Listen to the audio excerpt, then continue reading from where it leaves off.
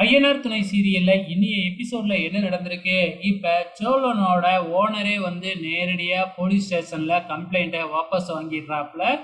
அவ வேணும்னா என்னைய மறந்து திருடி இருக்கலாம். ஆனா அவன் என் கூட தானே வேலை பார்த்தான். அதனால வந்து பார்த்தீங்கன்னா, நான் அவன மன்னிச்சு இந்த கேஸ்ல வாபஸ் வாங்கிக்கிறேன் அப்படின்னு அவர் சொன்னதுனால, இன்ஸ்பெக்டரும் சோழன ரிலீஸ் பண்ணிடுறாப்ல. அதுக்கப்புறம் என்ன, எல்லாருமே வெளியில வராங்க. அதே இடத்துலயே நம்ம சோழன் போய் அவங்க ஓனர் கிட்ட மன்னிப்பு கேட்டு பார்க்குறாப்புல. "என் மூஞ்சிலயே முழிக்காதடா" அப்படின்னு சொல்லி திட்டிப்புட்டு அங்கருந்து கிளம்பிடுறாப்புல.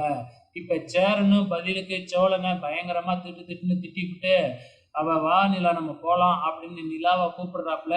"நீங்க போங்க, நான் சோழன் கிட்ட பேசணும்" அப்படின்னு சொல்லிட்டு நம்ம சேரனை மட்டும் நிலா அனுப்பி வச்சிடுறாங்க. அதுக்கப்புறம் என்ன, ரோட்டுல நம்ம நிலாவும் சோழனும் மட்டும் நடந்து வந்துகிட்டே இருக்கிறாங்க. நம்ம சோழன் பயங்கரமா பயந்துகிட்டே தான் வர போறாப்புல. சின்னதா தப்பு பண்றதுக்கே திட்டுவாளே, இப்ப இவ்வளவு பெரிய தப்பு பண்ணிட்டா என்ன பண்ண போறாளோ அப்படின்னு தெரியாம அழுதுகிட்டே நிலா கிட்ட மன்னிப்பு கேட்டுக்கிட்டே வராப்புல. நிலா வந்து திட்டுவாங்க அப்படின்னு எதிர்பார்த்தா, பதிலுக்கு நிலா சோழனோட கையை பிடிச்சி நெஞ்சில சாஞ்சிக்கிறாங்க.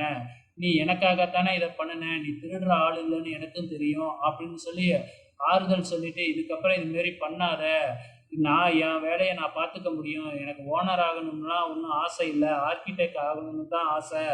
நடக்கிறதெல்லாம் பின்னாடி எதா இருந்தாலும் நடந்துட்டு போகுது. நீ இதுக்கப்புறம் இதுமாரி பண்ணாத" அப்படின்னு நம்ம சோழனை கையை இறுக்கியா பிடிச்சிக்கிட்டு அப்படியே நடந்து வராங்க.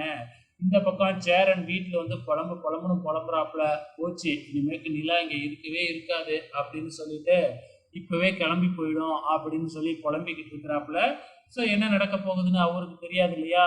இப்ப நிலாவும் சோழனும் நேரா எங்க போறாங்க அப்படின்னு பார்த்தீங்கன்னா, சோழனோட ஓனரை பார்க்கறதுக்கு தான் போறாங்க. நிலா வெளியிலேயே இருக்கிறாங்க. நம்ம சோழன் மறுபடியும் போய் ஓனரை பார்த்து பேசுறாப்புல. ஆரம்பத்துல பயங்கரமா கோவப்படுறாப்புல.